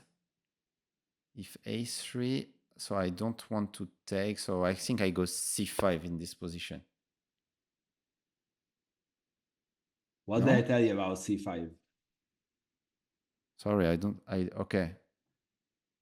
a3. What do I do against the French in d3? What do I like to do? To play on the dark in the center already immediately without c5. I don't like c5, right? Okay. So I told you I only Okay. play c5 and there's d4. This I remember, and some ideas like this. Okay, so if he goes yes, d5, and if he e5, and here he has to move. Okay, now I remember. Okay, if yes. d4, knight a5, then c5. If rook e1, it's f6 now. Okay. Now and what do you take? What do you recapture with? I give the pawn with the bishop and knight e5 to trap the rook. Yes. Okay. Mm-hmm. So okay, knight c6. Yes, knight c6. If he doesn't, important to because if whenever you go c5, yes, he is on time to play e5, rook e1, and knight f1 and bishop f4.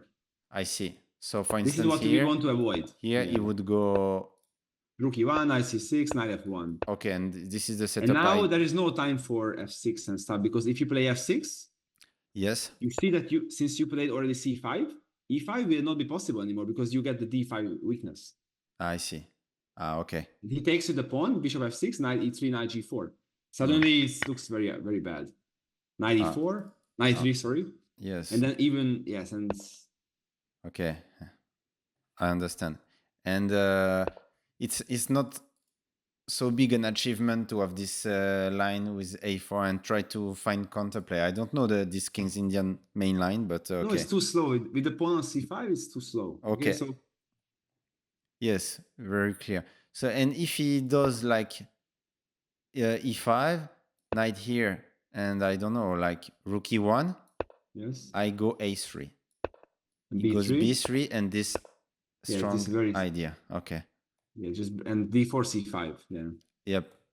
So and against A4, I go knight C6. Again, yeah, we don't play C5. Yes. I want E5 maybe. And if E4, if he goes E4, what was And if he goes D4?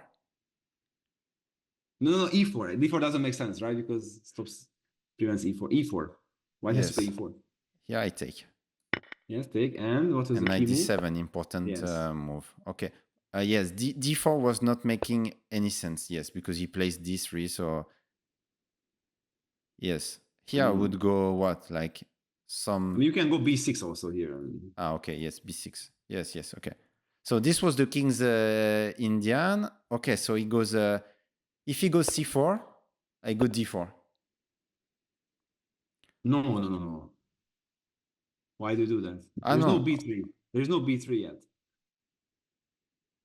C4 just castle, right? Oh, C4 just castle. Okay. Sorry. Yeah, because you only play D4 when you see B3. Because if you play D4 too fast, yes, then you reach the same Benoni, but he doesn't play B3, right? So it's improvement for him. Okay. So because I go into the Benoni only when he goes B3. Yes, because B3 is a waste of move. Usually, yes, okay, right? Sorry. Yeah. Okay, so I go castle. If he goes D4, it's Catalan. If he goes B3, now I go D4. Yes. And if he goes anything else, I mean, if he takes, of course I take and I'm happy. Yes. What else? There is also knight E5 and D3, combination of knight E5 and D3, right? Yeah, so it was those sidelines, right? Those sidelines. Yeah. So if he goes Queen C2, I go D4. And about this setup, for instance, I go like C5. He D3. Goes D3. I attack the knight. Bishop F4, there is G5. So he goes F4. And we have this important rook D8 move. Knight C3. Knight C3 and A6. Yes. And then this is something you can, analyze a bit further. But already looks, normal position. Thank you so much, David. So last things, it was this main line of this Réti. Is it main line? Yes, it is. Yes, this is something that the most common one. Yes. Okay. But you must be aware of those sidelines because they are kind of popular. Yep. And here I go D4, and okay, we looked why. Okay, it can be a difference between bishop b2 or not. I mean, for instance, if he goes, I don't know what's the bishop b2. It's what we actually we watched a bit the main line, no, with your games, or it was not. Yes, one of them was kind of main line. Yes, okay, kind of. So let's say, okay, just to finish, he goes bishop b2. I go c5. He goes e3 or d3. No, he cannot go e3 first, right?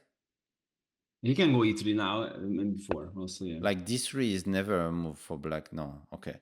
So no, never, because that's a weakness. Okay, so take, and here if he goes d3, I can go e5.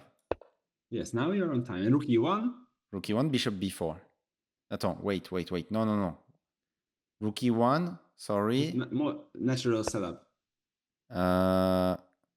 But he's threatening to take the pawn or what? Yes, now you just go what's the typical Yes, so I go plan. No, knight d7. Yes, always remember it. You must remember this. Yes. So knight d7. Okay, perfect. Knight d7. So he goes rook e1 to avoid e5. Somebody's ringing on the door. Is what? Someone is ringing on the door.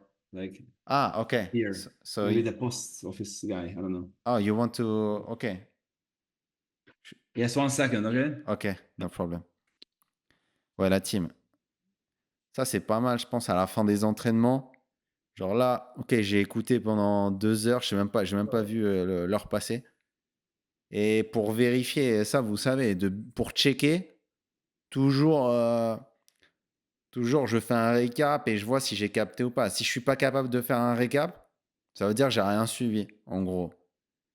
C'est pour ça qu'au club en ligne, maintenant, je vous mets les questionnaires. Genre, si vous n'êtes pas capable de faire le questionnaire après le cours, ça veut dire que vous avez pas capté. Et là, en plus, comme c'est en anglais, je vous mens pas. Pour moi, c'est un peu plus dur que si c'est un cours en français. Parce que même si c'est quand même pas ma langue maternelle, du coup, mon cerveau, c'est comme s'il perd 10% à capter. I'll be back. And I'm Ye- back. Ah, okay, thanks. So I think it was almost like Rookie One. It was one of your game, and here, Rookie E8 was I what you mean, this played. is something we'll discuss next time Ah, because okay, perfect. there's a lot of ideas. Is the most important thing to understand is white plays rook e1 to stop to prevent e5 Yes. because black has to waste like 3-4 moves to make e5 happen in this Okay. line, right? But if he doesn't play, here what is important, we cannot play knight d7. Most ideal with knight d7 e5, but d4 is hanging because of the bishop on b2. Sure. Okay, so Okay. that's the most Amazing. important takeaway from Okay. what. So we'll have to do another one on the Réti, but already I learned so much. Thank you so much, David. Yeah, I hope. I feel with those lessons, Catalan, like Réti, I'm building some understanding of those also positions. So nice. Thank Yes, you so much. that's my usually that's my goal, because people everyone can have access to engines nowadays, Yeah. right? Through clouds and stuff. So everyone has the same, but not everyone has the same understanding and knowledge. And I think that could now make the small difference between players because everyone has the same. It's like resources, right? You have access to everything. It's like everything is public information nowadays, so it doesn't matter. And they are very easy, not even expensive to use those cloud engines, right? So, but what makes the difference is to understand why does he do this and that, right? Yes. And I've seen this so many players make mistakes in openings because they learn one setup and they apply it in every position, right? But that's not correct. So, yes. So I really enjoyed also when you show. I think for me, I remember everything, but when you show games, those games, I think I will remember for a long time because I don't know. Yeah.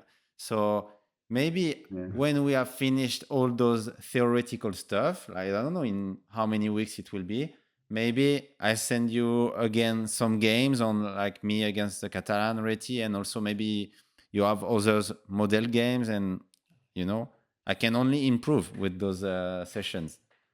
Yeah, but I think it's very important because through this you don't only understand Catalan, but you also get more understanding in these kind of structures where you have like a Benoni-ish kind of structures, because you see the importance of the C5 knight. You really put pressure on D3 pawn a lot, and you can afford a lot of stuff for white, right? Because the D3 is so weak in the Benoni, right? And you must understand where you put the most pressure on, right? So you get a lot of, in general, universal understanding in different structures. You can apply even in openings. You can't even imagine, right? A lot of similarities.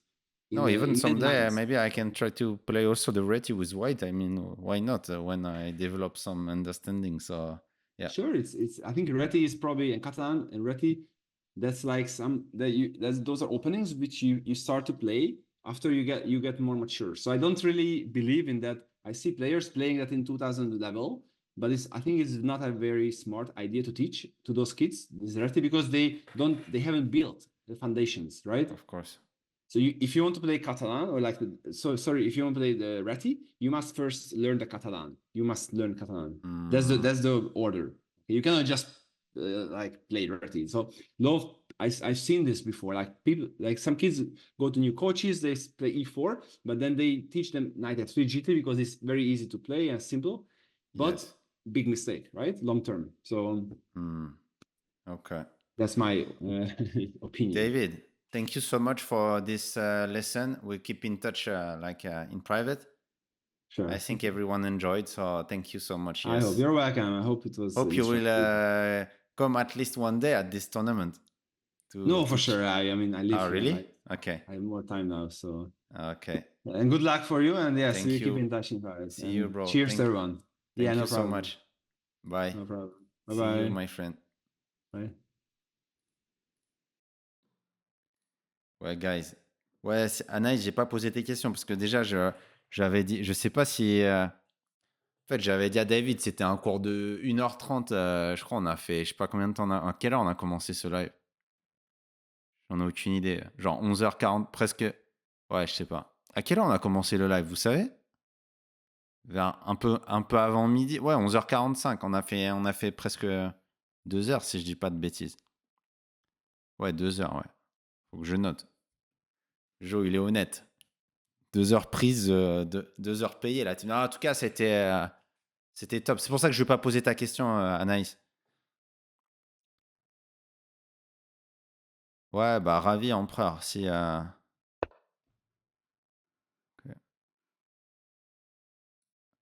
Ravi, mon cher empereur. Ouais.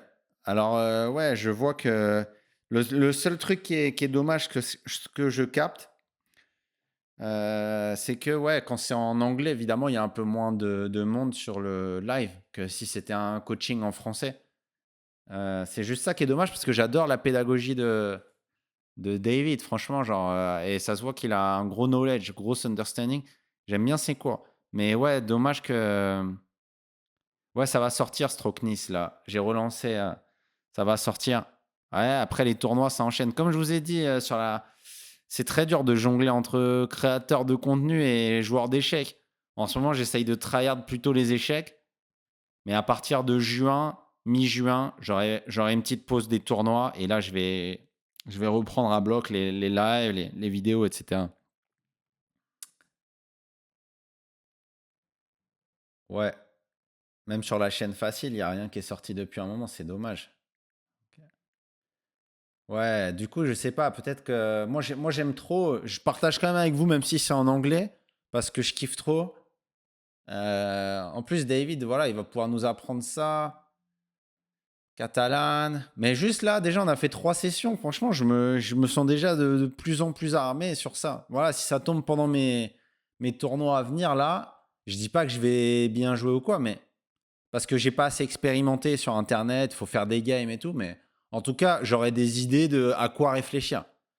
Ça, je trouve, c'est le pire. Tu vas à un tournoi, tu as une game, tu joues une ouverture et tu sais même pas c'est quoi les enjeux, tu sais même pas quoi calculer, à quoi réfléchir.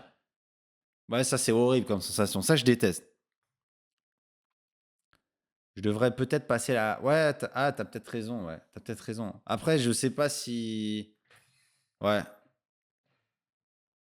Mais je pense que dans l'idée, notre chaîne, elle va rester française, quoi. Genre, je parle pas assez. Puis, de toute façon, genre, je, je sais pas, genre, je suis content de faire du contenu en français. Mais, du coup, peut-être qu'avec David, je suis pas sûr qu'on puisse faire un truc, en tout cas sur les lives et tout, en vraiment long terme, quoi. Faudrait plutôt trouver d'autres profs en français.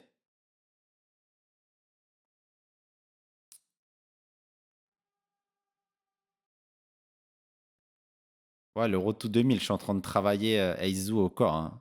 Dès que je l'ai au téléphone, le Eizu, je lui demande. Il il va finir par craquer, j'espère, un jour.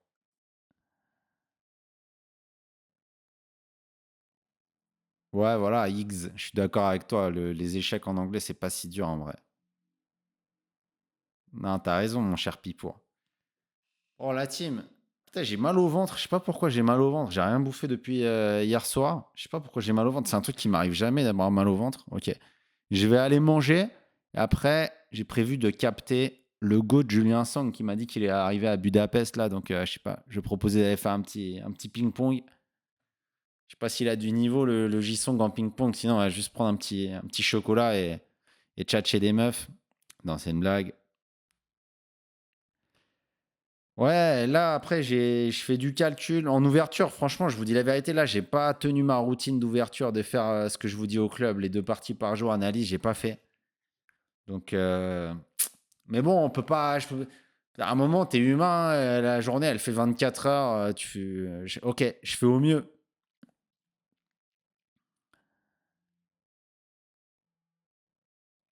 Bah, ouais, je sais pas, empereur, ouais, peut-être. En tout cas, un jour, c'est sûr.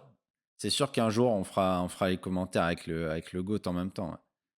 Après, on avait déjà fait une fois, mais je crois que c'était pas idéal parce que on a des énergies hyper différentes. Moi, quand c'est la FOL, je suis assez excité.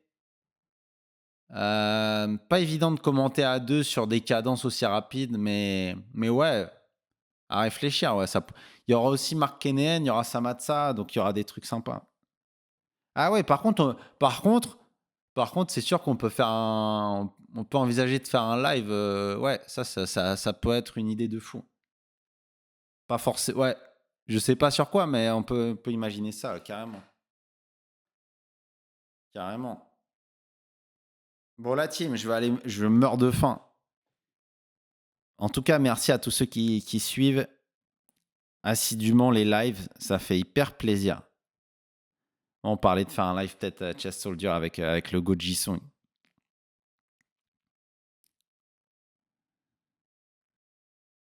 Bon, c'était cool. Franchement, j'ai appris plein de trucs, je suis content.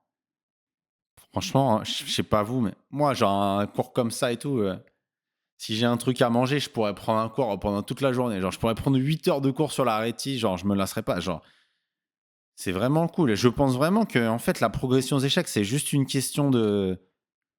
Franchement, si financièrement, il y a un book qui est illimité, genre, il prend un top coach tous les jours pour faire 4 heures, machin. Genre, si tu progresses pas, je comprends pas. À un moment donné, c'est que ça, non, la team?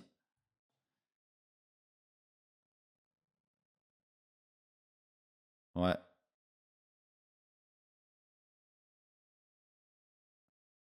Ouais, alors je vais voir pour mettre sur YouTube, je vais voir si les gens ils regardent sur YouTube, mais je pense pas trop. Mais même l'algorithme YouTube, il va pas comprendre que je mette des vidéos en anglais.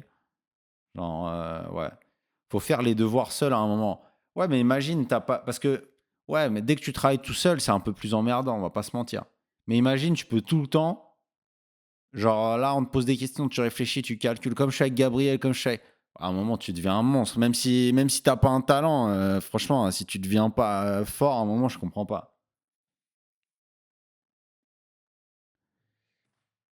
Ouais, Mister T-Maître, je peux mettre sur YouTube. Mais toi, t'as accès, hein, normalement, si t'es sub, Pélo. Si t'es sub, t'as accès. Je suis pas forcément d'accord, Wonders. Faut aussi bosser de ton côté. Pourquoi? Si t'as un coach hyper fort qui est avec toi tous les jours. Genre Rafa Nadal, il est avec Tony Nadal tous les jours, hein. Rafa Nadal, il va jamais contre le mur faire des balles. Vous voyez ce que je veux dire? À se dire, je vais l'activer tout de suite. Rafa Nadal, il se met jamais contre le mur, machin. Genre, t'as toujours Tony Nadal qui est là. Après, ouais, après, tu peux faire ton. Ouais, non, mais franchement, si t'es blindax, tu te fais que accompagner tout le temps, t'es refait. Magnifique, Coco. Ouais, Toshiro, à moins d'être vraiment. Si t'es super riche, oui, les cours particuliers, ça coûte, hein. Après, ça dépend si t'es blindé. On va faire en hongrois alors, Chess Soldier la prochaine fois. On fait en hongrois avec David.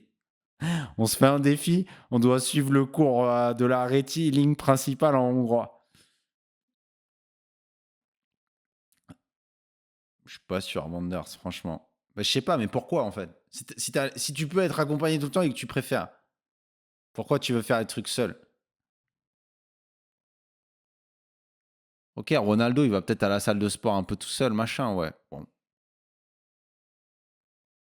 ok. Bah, ça, je diffuse pas les tarifs. X, vous demandez à moi, j'ai aucun problème sur mes tarifs à moi, mais les tarifs des gens, je veux pas communiquer parce que ça dépend de l'élève et tout, comme a dit Gabriel hier, ça dépend de plein de choses. Et puis moi, à chaque fois, c'est un cours, mais c'est un cours en live. Donc, vous comprenez que c'est un cours qu'après, je peux réutiliser sur ma chaîne. Donc, en général, c'est un poil plus onéreux. Seul, on va plus vite, mais à deux, on va plus loin. Ouais, bien dit. Ouais, ça fait longtemps qu'on n'a pas travaillé avec Namig. Bien sûr, on va refaire des parties avec Namig pour lui montrer qu'on a progressé.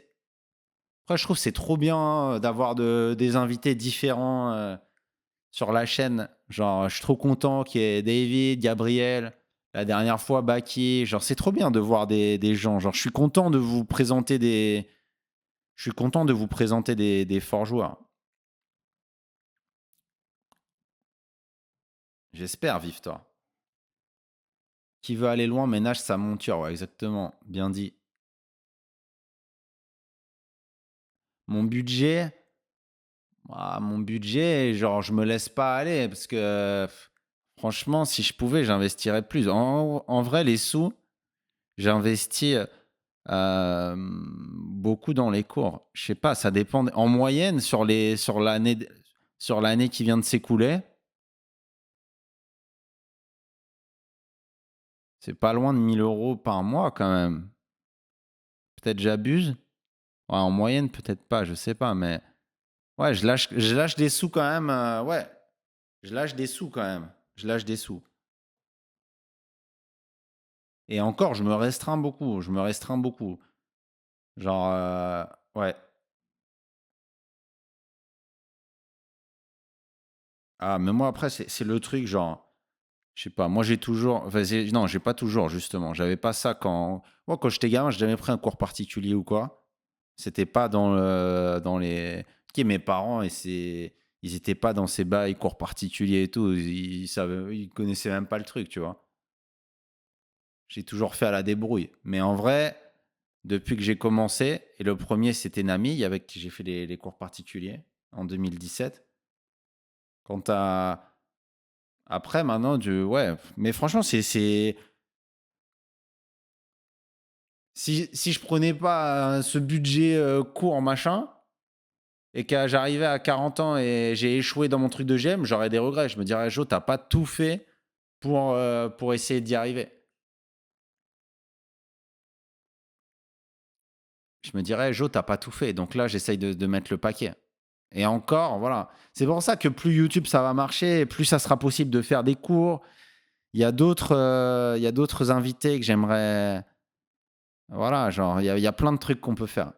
Je vous jure, genre là, le cours qu'on vient de prendre, on fait ça tous les jours avec un fort joueur différent. Les amis, je suis GM, c'est sûr, hein. Genre, normalement, franchement. Je veux dire, ok, genre, j'ai pas un talent de fou, mais je suis pas sans talent non plus. Je suis normal. Donc, ok, franchement, en tout cas, l'important, chaque jour, si tu fais un peu de progrès, au bout d'un moment, tu finis par être bon, quoi. Ouais, exactement, Oko, je suis d'accord. Faut essayer de prendre du plaisir quand on progresse. Ouais, évidemment, sinon je ferais pas ça. Moi, c'est un kiff pour moi, hein. Genre, c'est pas. J'ai pas l'impression de travailler quand je m'entraîne aux échecs ou quand je prends un cours avec Gabriel. Jamais j'ai l'impression de travailler, ouais. C'est que du plaisir.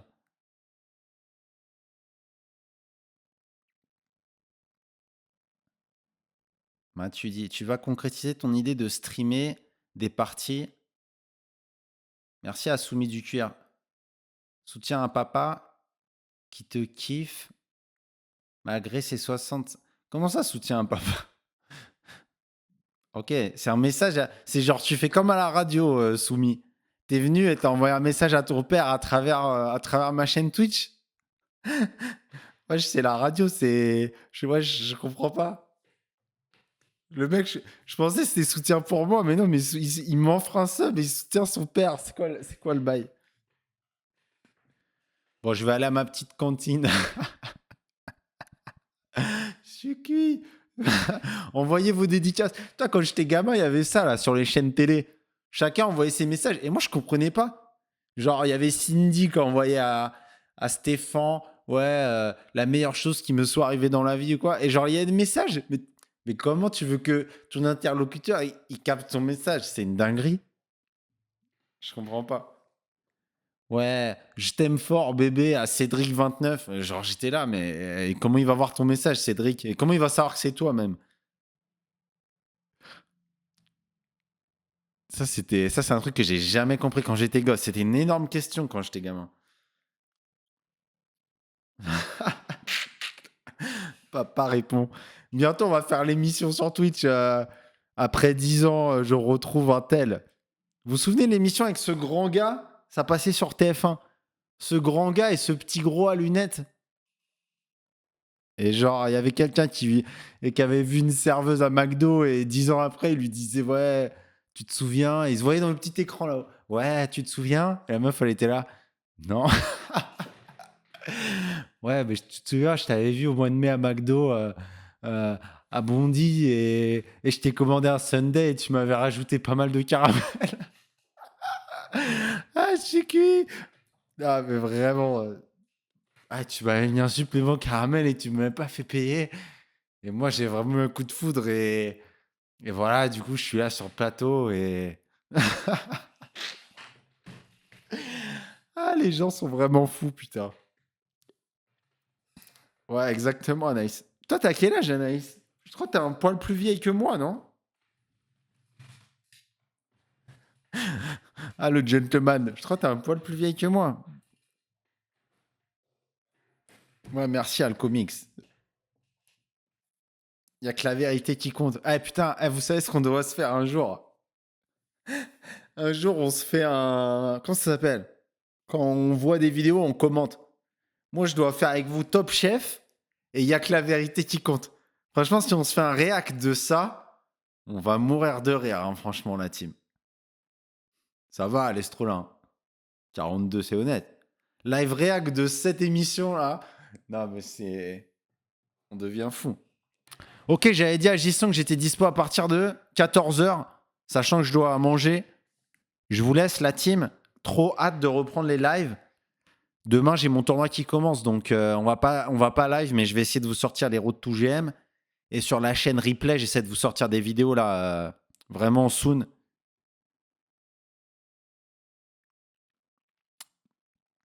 Merci à tous d'avoir suivi. Merci Anaïs. Ciao à tous. Merci à tous ceux qu'on sub. Merci à tous les nouveaux followers. Bienvenue sur la chaîne. J'espère que vous êtes bien marrés. J'espère que vous avez appris 2-3 trucs. Même si en anglais, là, même des fois, moi, ça allait vite. J'étais en mode, ok. Bon, moi, je m'arrête de parler. Je suis trop bavard. Bientôt 16K.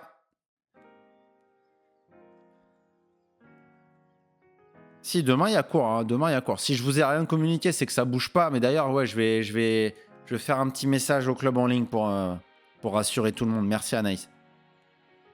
Demain, il y a cours, bien sûr. D'ailleurs, demain, il y a un cours que j'ai hâte de vous montrer. Ciao les bougs. Bon après-midi. Ciao la team. Salut à tous. Merci encore.